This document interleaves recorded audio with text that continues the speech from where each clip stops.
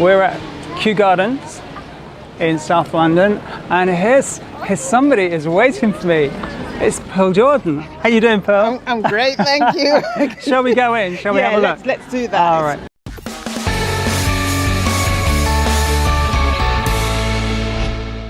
And just to give Pearl a really quick introduction, because I'm going to get her to tell her all about herself as well. Pearl is a professional speaker, a trainer and a coach. She also has a career in dance, and she is, can I talk about cakes? Always talk about cake. Pearl is also a cake eater. That sounds something like a, I don't know, a fire eater or something. It's much more gentle, a cake eater. I love cake. Okay.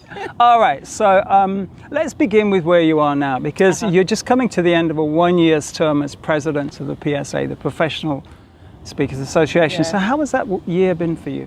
It's been an amazing year. It's been a challenging year.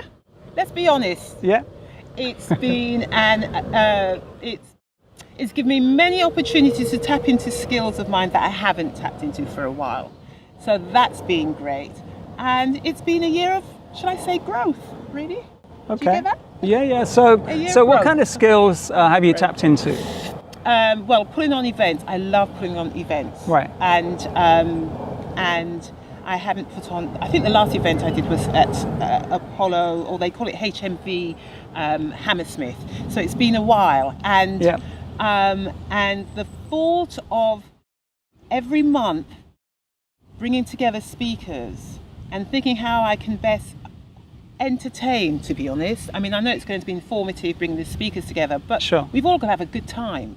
So for me, having that opportunity every single month to know that I could put on a gig, you know, it's like, yeah. So how has it been for you organising not just regular people, but speakers, because speakers are a particular group of human beings. So to get them booked and actually get them into the same room and doing what they're supposed to be doing, how has it been to manage that? Actually, I have to say the speakers have generally been well behaved. To be honest, they have. I think I created a system quite early on. I have a team, and I'm very much into delegating. So, and the system is basically I would book a speaker. Once I'd gotten over the initial panic of thinking that nobody would want to speak at PSA London, and I was having heart palpitations in the initial stages. Once I gotten over that and realised that actually lots of people want to speak at PSA London. I receive requests all the time.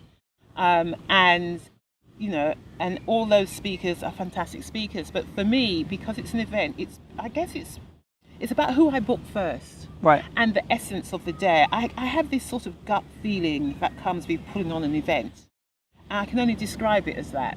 So then I just sit with it and I go, what? It's not even a theme thing. It's like a sense of it. Yeah. And then based on that, I start thinking, well, what speakers will complement each other and how best we can put on a good show. And I know it's not a show, but do you know what I mean? How we can do our best by the audience, because it's all about the audience.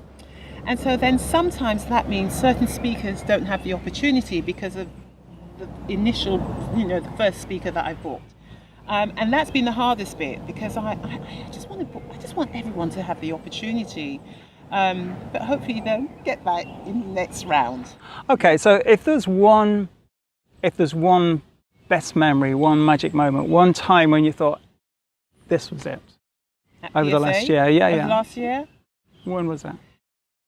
When I thought, you know what? Just be who you are. Now, my work's all about, being true to who you are. It's all about authenticity and integrity. And I'm not saying I wasn't that person, but there's an element of me that is I'm quite fluid. I'm sort of like this person, that kind of person. There sort of aren't any lines.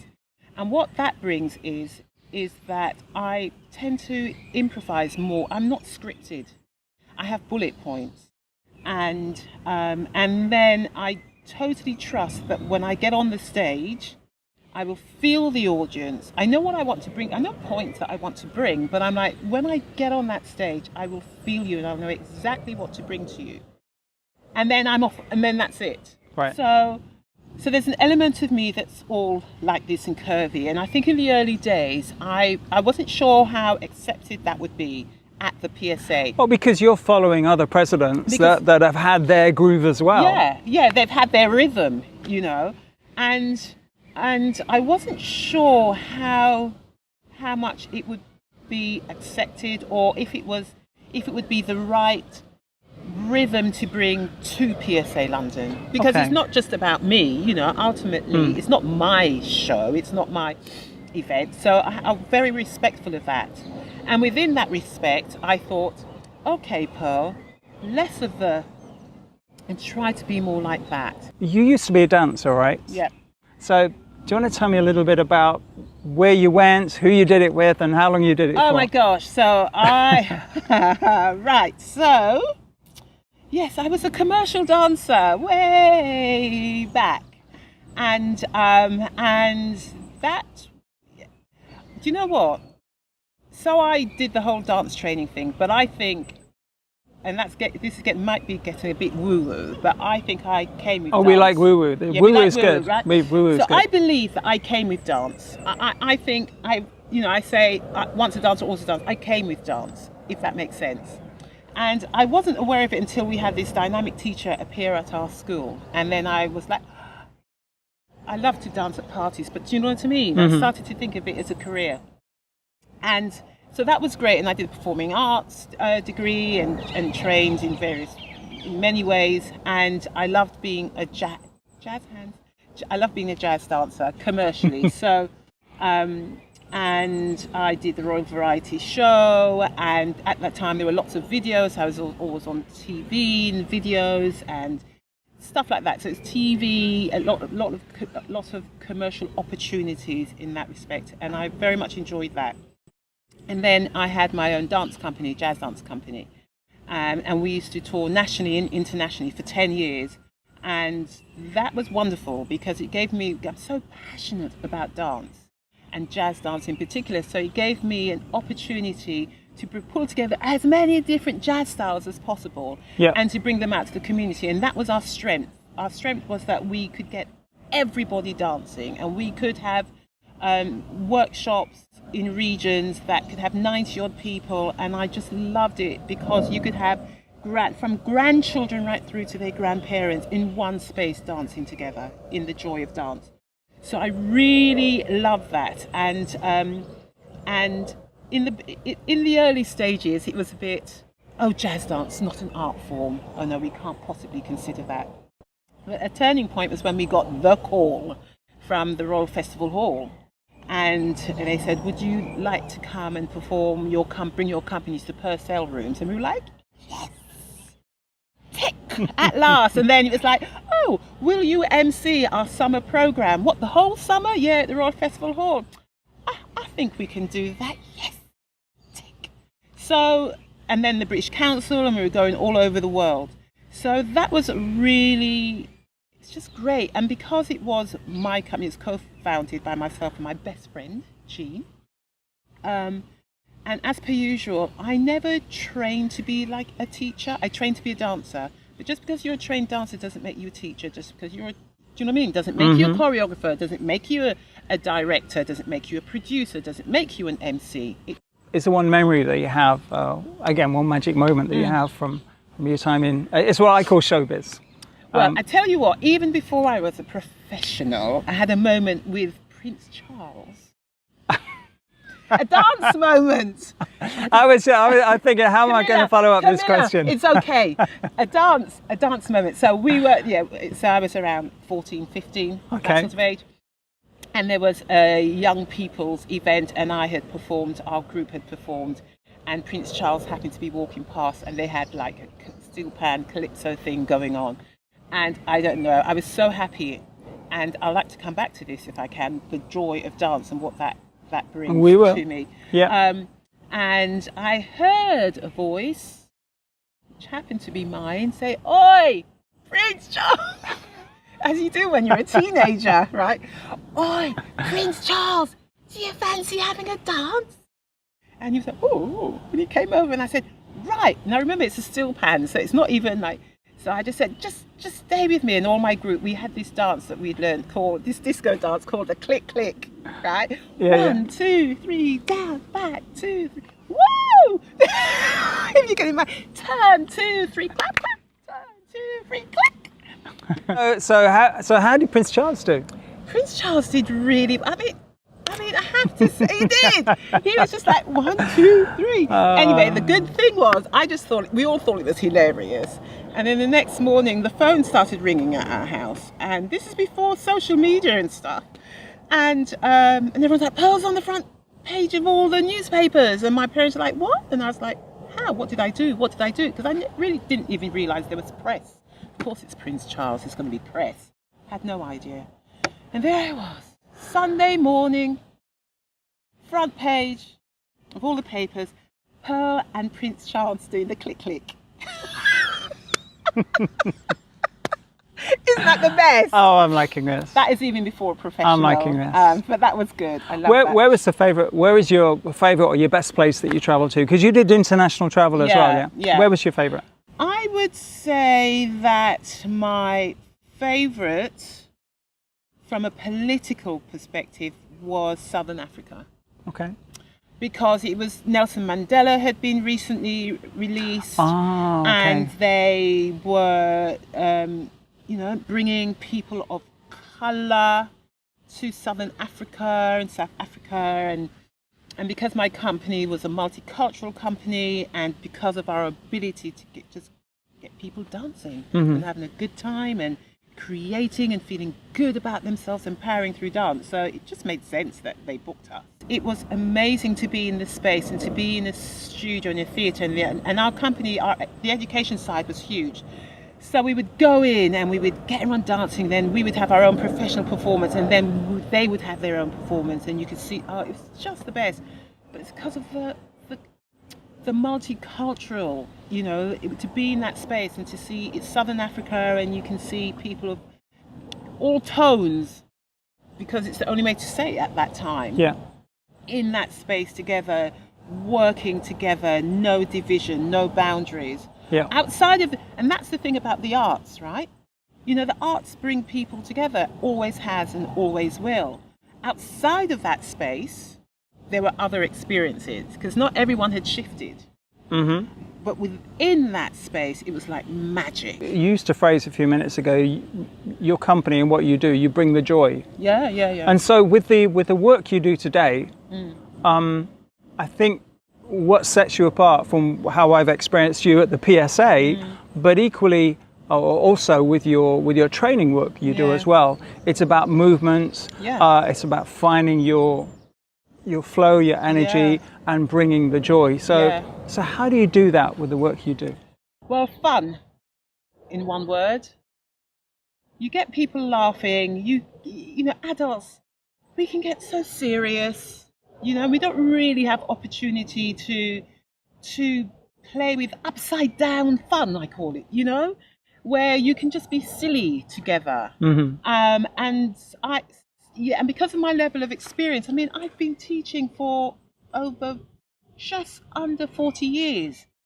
So I can read people really quickly. I just know exactly what to bring in that space to get people to go and just be silly and have fun. Mm-hmm. And then within that, movement fun. I'm not teaching people to dance, and that's really important for me to make that clear. Not steps. All right. I don't do steps. I remember a turning point, actually, when I was working with a group of adults, and I watched something, I was teaching them a basic step or something, and I got this sense that some women in that room were watching me with an eye to be Pearl. Okay. And it was the first time I'd felt that. And I thought, oh, gosh, no. It's not about being Pearl, it's about being you. It's about you moving in your own unique, special way. Not about Pearl. So then I stopped teaching steps. So what I do is I guide movement, and everyone's moving and everything's possible. This is a movement.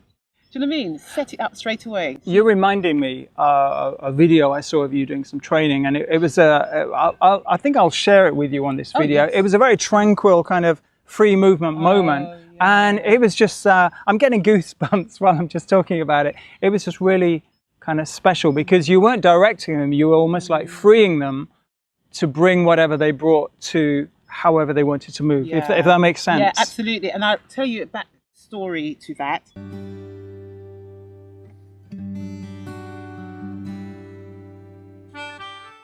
So we had been working together and they had happily created their own little something in groups. And once I knew they were feeling secure, because it's not about making people uncomfortable so that they don't express. It's about bringing the joy, getting them to a place where they feel confident and know that everything is possible, and a movement this is a movement. Literally, and to know that that's acceptable. So then it frees them up. So then you put them into groups to see how they work as a team. Because everything I do with movement is about how you translate that back to life or business or your work. So so I had them in a team and they were really happy. Wow. And they were really contented. And I knew that was the moment to challenge them. Because it was a whole day, so you can do that. Yeah. And I said, now that you've got your wonderful something that makes you so happy, there's a new aspect to this. No arms. And they were like, what? And I said, no arms. You have to put your arms behind. You have no arms. And I want you to express in the same way. In that moment, the whole energy changed in the room. Yeah. It was like, it was just like, really, it became so cold. And I knew something was going to happen. And that's what happened in that space. And I said, what's going on? And someone's like, well, we're just all so happy doing what we're doing, and now you've taken away arms. And I said, and what's going on with you? Well, I don't like you taking away my arms because I like the way I was doing it. I said, okay, so you don't like change. Well, I'm not saying, well, and there are people, well, you. And it was really like that. And I said, okay, still no arms. Work it out and surprise yourself. And they did. Some people were quite resistant, but then that tells you who they are. And that's how I use movement. So I can see where they're at. And eventually they all did. And they surprised themselves. And so that's the backstory to that. I love that. And they came back and they said, oh my God, I didn't realize I was so resistant. Things like that. Yeah, I didn't know that I could suddenly become this stroppy child. It's like you took away my toy. I need to look at that side of me. So we all started to look at it, and myself included, because it's not about I'm the expert. And, I will tell them my experience when I first had that and when that first came to me. And I created it, but I was shocked by it. Do you know what I mean? Yeah. So we're all in there together. And it was really interesting. And then what they did was just so much more powerful. And then I said, you got your arms back. And then what did they say? But we don't want them now. Well, it was. The thing about arms, and I do this when I work with young people. We use our arms so much and we hide behind our arms. Yeah. You take the arms away, you've got your torso, you've got the essence of you, and you have to communicate without your arms. That's deep. That's deep. So that's why I do it. Because we can have, all the gesture, me and my over the top, take my arms away. I have to find another way that's more, do you know what I mean? Centered. Yeah, these kind of techniques in training is what I call under the radar. Because you can talk to somebody about change, or you can do something different and have them find and realize their own experience. For example, not with a flip chart or telling them, but by experiencing dance or singing or movements, so that they have probably a much deeper experience. But you haven't said we're going to talk about change. It's completely under the radar. And that's what I love. That's why I love taking this into businesses, and in particular. Ultimately, the starting point is I want to know who you are. And I can tell that from playing musical statues. I can tell where that adult is, just from musical statues. Yeah.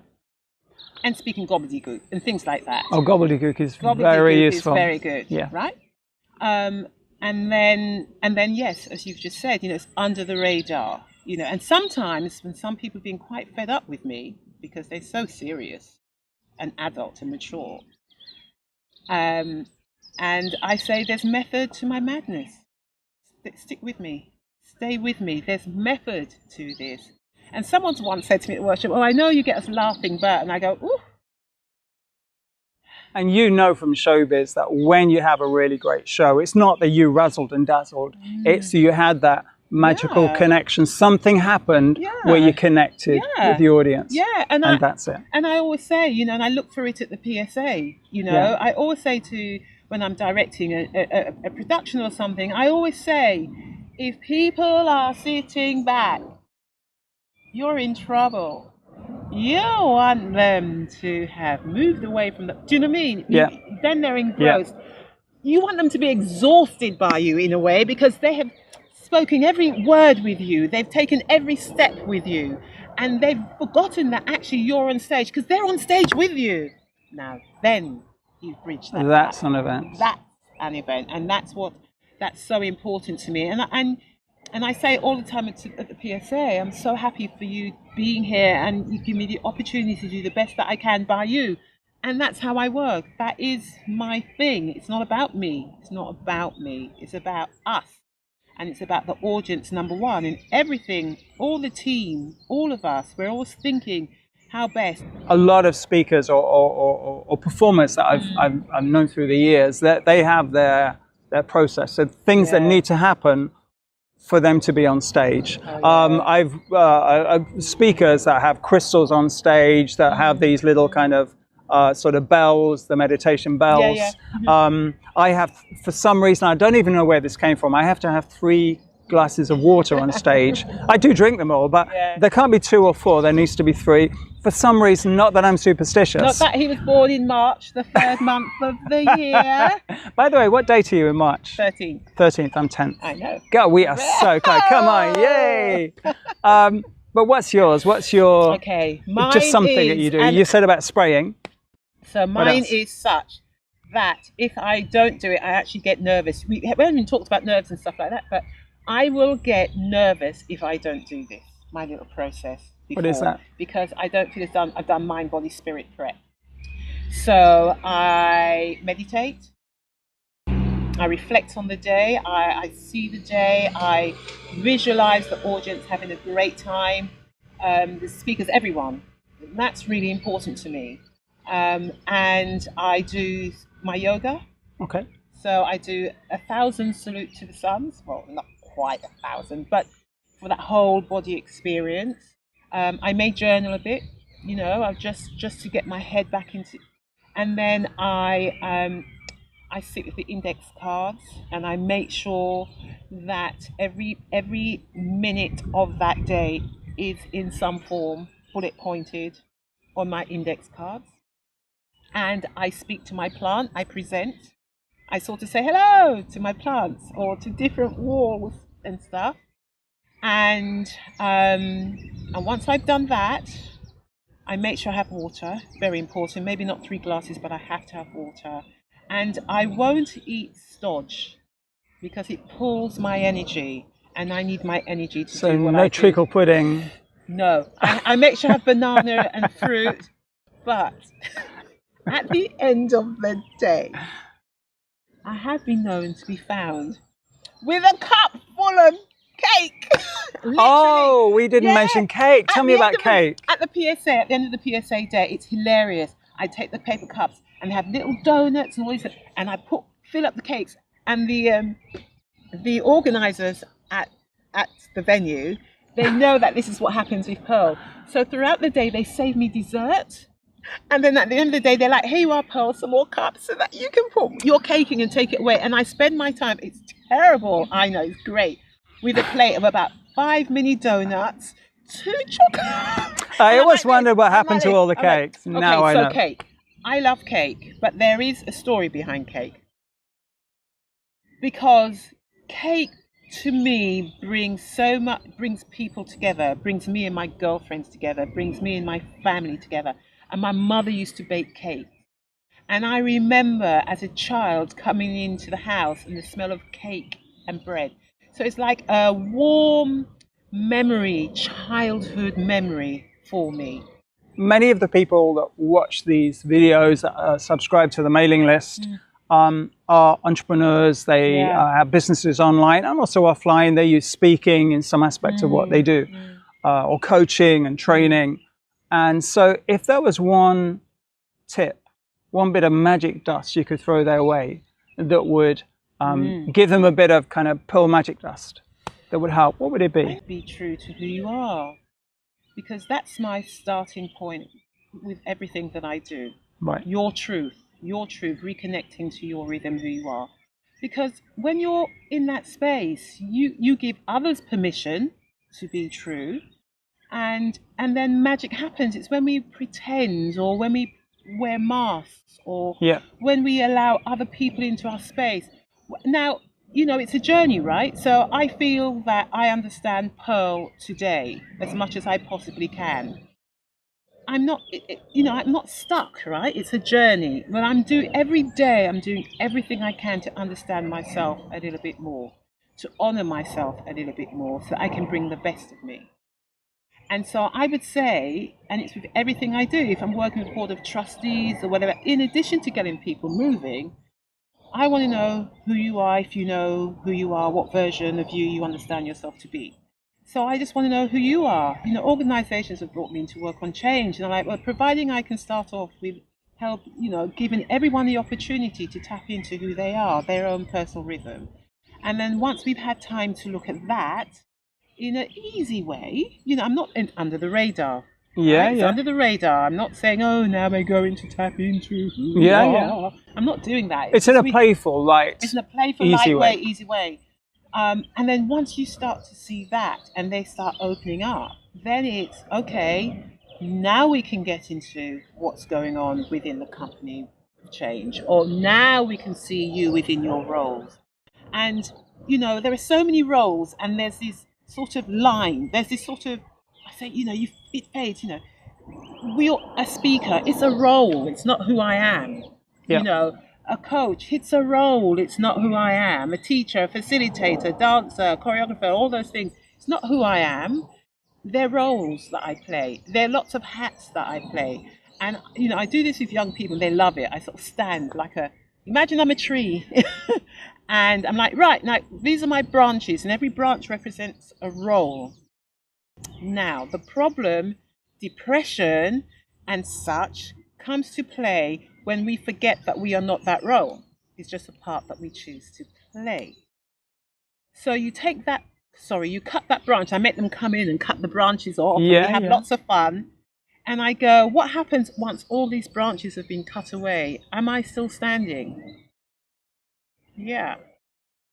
So ultimately, we recognize the joy of all these roles and the opportunities they bring and what we can bring to others, etc., etc. But ultimately, it's this. It's who you are. So I would say if there was to be one, I have many pearls of wisdom. But if there was to be one, I said no matter what you choose to do, where you choose to go, and if ever we have the privilege to work together, or it's about who are you. I want to know who you are. So to be authentic. Authentic, and hang on to your integrity. Pearl, you have been fantastic. Thank you. If the folks want to get in touch with you and check you out and come to your events and get on your mailing list and watch you on video and all this stuff, can I put some links below this video? My website, pearljordan.com. Yeah, fantastic. Connect with me on LinkedIn. All those things that's all part of what I'm looking forward to. When you get your life back. Get my life back. Yeah, okay. It's tidying all that stuff up, bringing it all up to date. But please do, connect with me. So I just want to thank you. Thank you so much. Been fantastic. I think we should look around the gardens. What do you think? Let's go and give Q some time. Have you noticed, you and I, how much in rapport we are? Look at us. Yeah. Look. We're doing jazz hands at the same time and everything. We are. Just to say, if you're expecting a tour of Q now, that's a different video. I don't do showing people around gardens videos, so you have to check Q Gardens out for that. I love Q Gardens. But Q is gorgeous. Pearl, you're a member, right? I'm a member. Yeah, fantastic. I come here and often would go through my, scripts. I don't use script, but get my head together Yeah. before PSA or any events. I come here. This is my healing drink. Fabulous. Give us a hug. Take care.